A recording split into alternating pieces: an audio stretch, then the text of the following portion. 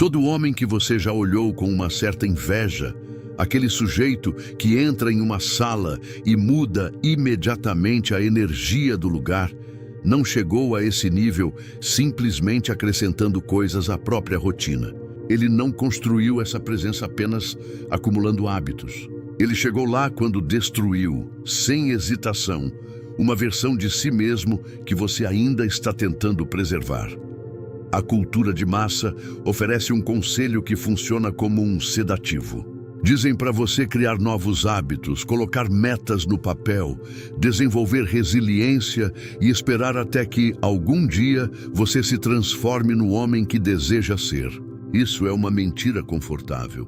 O motivo pelo qual você ainda não se tornou aquele homem não está apenas naquilo que faz ou deixa de fazer todos os dias.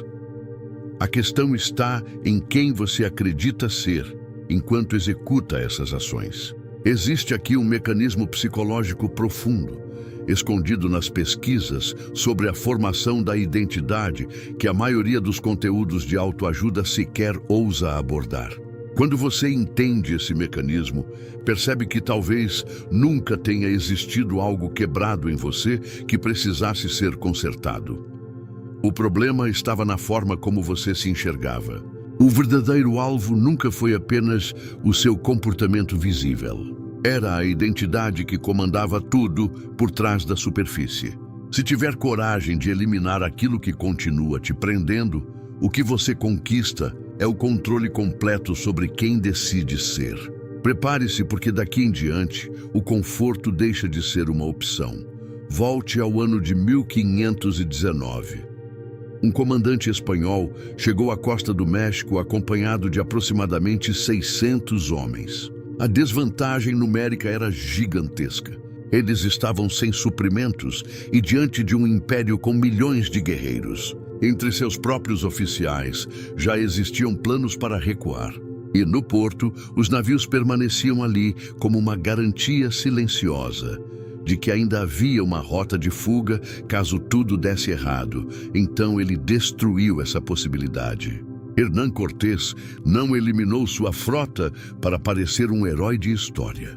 Ele fez isso porque entendia uma realidade da psicologia humana que muitos homens ignoram. Enquanto houver uma saída disponível, parte da sua mente continuará olhando para ela em vez de se concentrar na batalha. Você não consegue se transformar completamente enquanto continua mantendo a sua antiga identidade viva.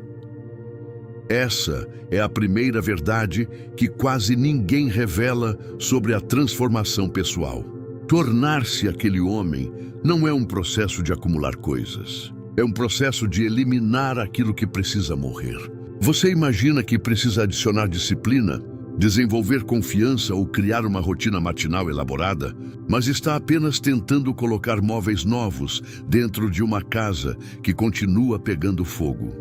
O incêndio não é a ausência de recursos. O incêndio é a identidade que já deveria ter sido deixada para trás, mas que você insiste em manter.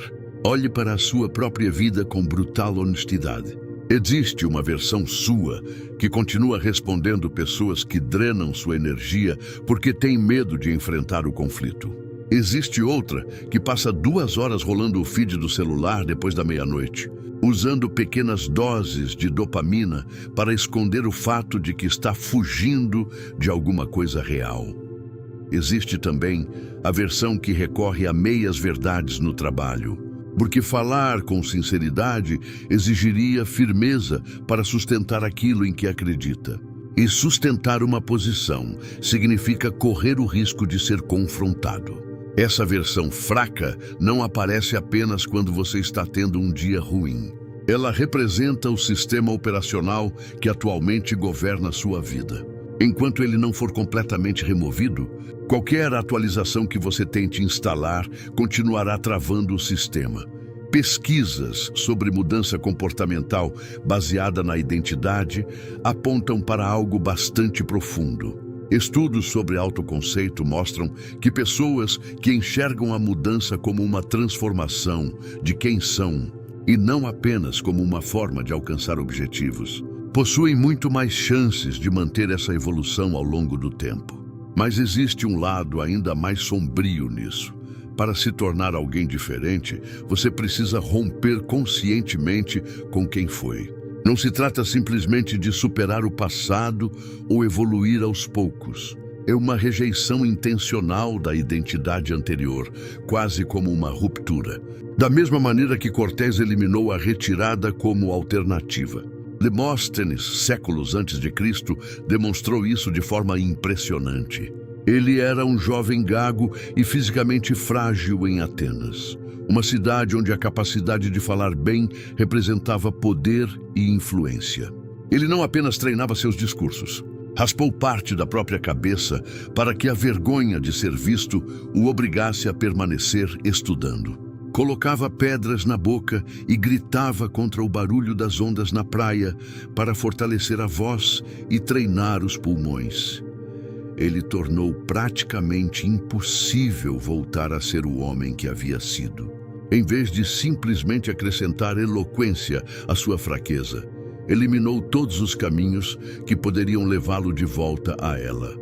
O homem que surgiu daquele processo, o orador capaz de confrontar grandes ambições imperiais apenas com a força de sua voz, já não tinha qualquer semelhança com a criança insegura que havia deixado para trás no subsolo. Esse é o princípio da eliminação. Não significa simplesmente construir uma versão melhor de si mesmo. Significa tornar a antiga versão fisicamente inacessível. A maioria dos homens não aceita fazer isso. Eles querem ser fortes, sem abrir mão do conforto do sofá.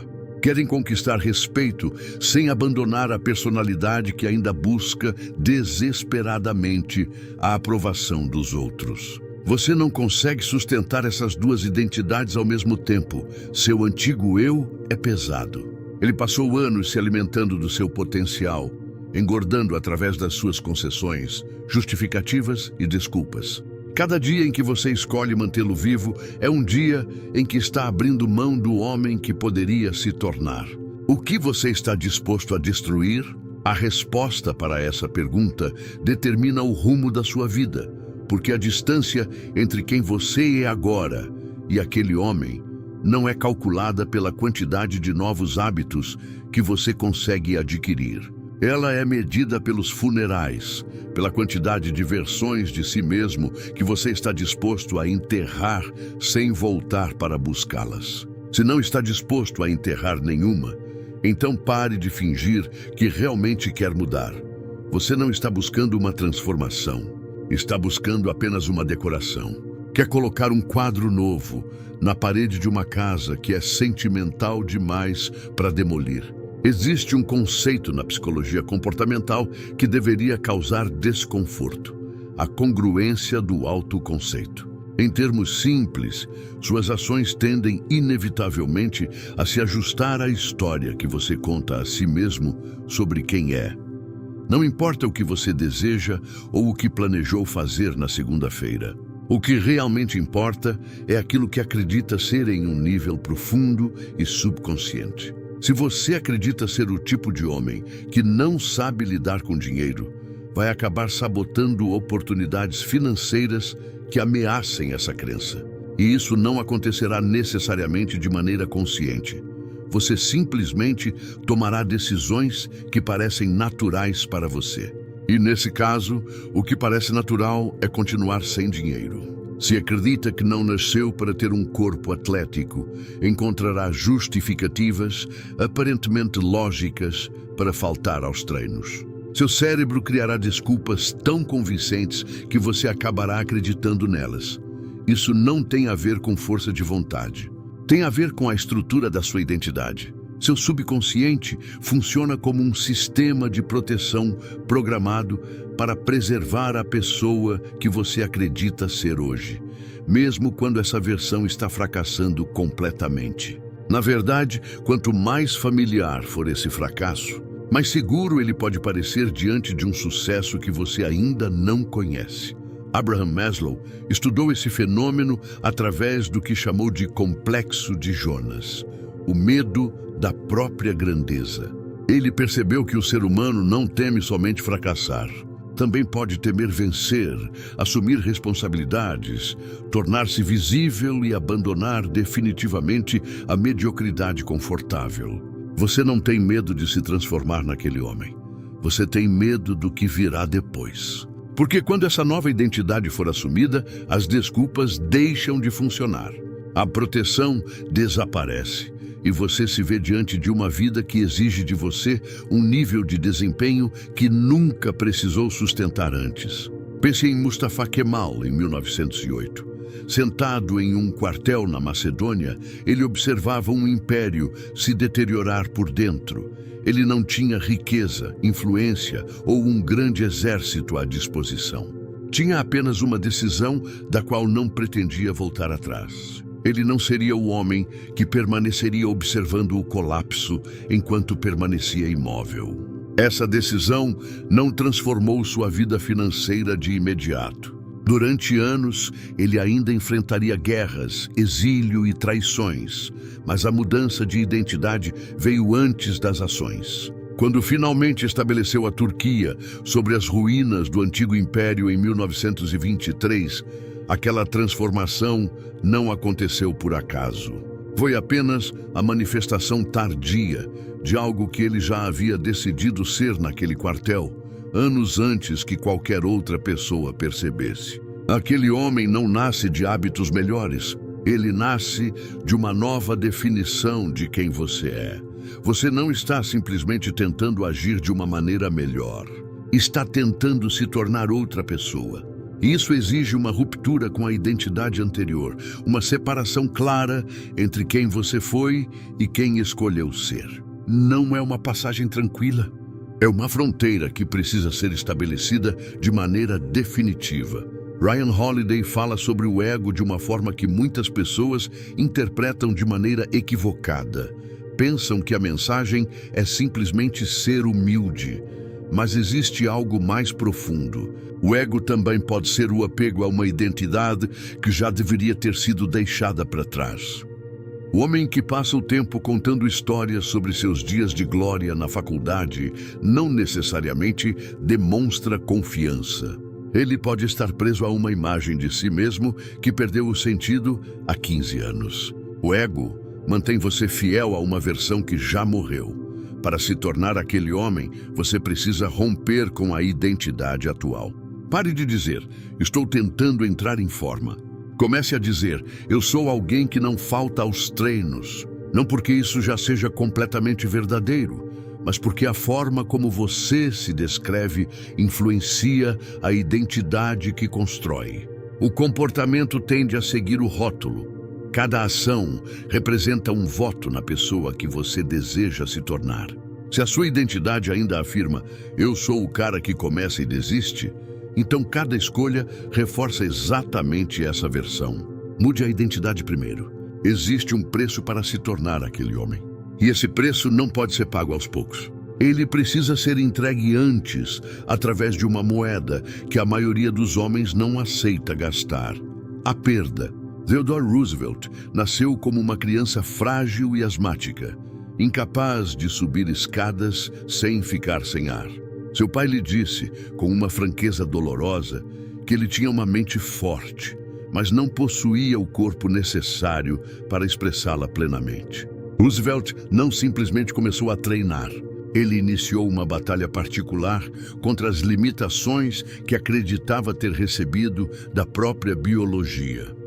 Praticou boxe, montou a cavalo até o limite das próprias forças e perseguiu a resistência física com uma intensidade que chegava a incomodar seus familiares. Ele estava pagando o preço da própria soberania e o mundo cobrou antes de oferecer qualquer recompensa. O que ele perdeu? Perdeu a compaixão que recebia por ser visto como o garoto doente. Perdeu o tratamento delicado e as expectativas baixas, que de maneira silenciosa também o mantinham confortável. Perdeu relações com pessoas que preferiam aquela versão dele, aquela que podia ser protegida e lamentada. Esse é o preço. Quando você começar a mudar de verdade, algumas pessoas que estavam confortáveis com sua versão mais fraca podem desaparecer. Não necessariamente porque sejam ruins, mas porque a sua transformação funciona como um espelho.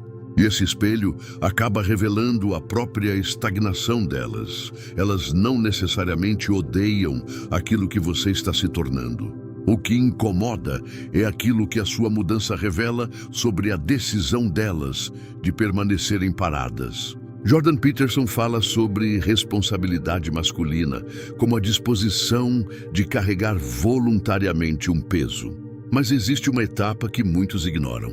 Antes de assumir um fardo, você precisa abandonar a muleta. Essa muleta é a identidade de vítima. É a narrativa que repete. Se meus pais fossem diferentes, se eu tivesse mais dinheiro, se tivesse começado antes. Essas histórias funcionam como cobertores quentes em uma noite fria, mas aquele homem aceita dormir no frio. A autorrealização não representa um destino de tranquilidade. É uma tensão constante entre aquilo que você é e aquilo que ainda poderia se tornar. Homens que chegam ao topo costumam descrever isso como uma insatisfação permanente com o suficiente. Não se trata simplesmente de buscar status. É a exigência incômoda de diminuir a distância entre aquilo que você é capaz de fazer e aquilo que realmente entrega. O primeiro ato de soberania de Gengis Khan não foi uma conquista militar, foi uma conquista sobre si mesmo. Quando ainda era jovem, Temujin foi capturado e escravizado por uma tribo rival, obrigado a carregar uma pesada estrutura de madeira sobre o pescoço como se fosse um animal. Ele tinha todas as razões para aceitar aquela condição como parte de quem era. Mas fugiu durante a noite e se escondeu dentro de um rio congelado, permanecendo por horas com a água até o pescoço, enquanto seus perseguidores passavam perto dele. Aquela noite no rio foi o momento em que ele deixou morrer a versão de si mesmo que aceitava a servidão. O Temujin que entrou naquela água era um prisioneiro. O homem que saiu do outro lado era completamente diferente. Ele ainda não possuía exércitos, mas carregava uma identidade que não admitia a submissão sob nenhuma circunstância. Tudo o que veio depois, o império, as conquistas e a transformação de uma parte do mundo, foi consequência daquela noite. Um homem que enterrou seu antigo eu em um rio congelado não consegue mais negociar com a mediocridade. Ele não tem mais essa opção. Aquele homem deixou de existir. Qual é o seu rio? Qual é o ato extremo e assustador de compromisso que separa quem você é hoje de quem está decidido a se tornar? Você sabe exatamente o que é. Você vem evitando isso há meses, talvez até anos. O preço da soberania é pago com a morte do conforto e com a renúncia à aprovação dos outros. Se você se recusar a pagar esse preço, não vai simplesmente permanecer parado. Vai começar a apodrecer. Mas como garantir que essa nova identidade não desapareça diante da primeira crise? O que diferencia os homens que realmente mudam daqueles que apenas conseguem sustentar uma nova postura? Por 2 semanas é a trava da congruência, o alinhamento completo entre aquilo que você afirma ser e aquilo que realmente faz, até que não exista mais distância entre os dois. A maioria fracassa porque altera o próprio comportamento, mas mantém o mesmo ambiente. Se o seu ambiente ainda pertence ao seu antigo eu, as pessoas com quem conversa, o conteúdo que consome e os padrões que aceita, a nova identidade será rejeitada como um órgão transplantado em um corpo que não o reconhece. Lúcio Quíncio Cincinnato, o general romano, foi chamado para salvar Roma em 458 a.C. Encontraram-no trabalhando em sua pequena propriedade, coberto de terra. Ofereceram a ele o poder absoluto de um ditador. Cincinnato aceitou, derrotou o inimigo em apenas 16 dias e então fez algo inesperado. Abriu mão do poder e voltou para o seu arado. Cincinnato não precisava se esforçar para parecer disciplinado. Sua identidade estava tão ligada ao dever que o poder externo não conseguia corrompê-lo. Não existia espaço para a tentação. Você se torna aquele homem de forma permanente, Quando agir contra a sua nova identidade, começa a aparecer uma violação de quem você é, como se você estivesse vestindo a pele de outra pessoa ou tentando falar com uma voz que não lhe pertence. Construa essa nova identidade através de princípios inegociáveis. Um objetivo é algo que você pretende alcançar.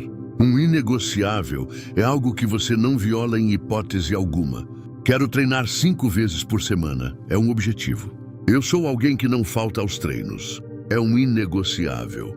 Escolha 3 inegociáveis. Proteja-os com todas as suas forças. Quando falhar em um, você entrega um voto ao seu antigo eu. Quando falha em 2, a disputa fica apertada.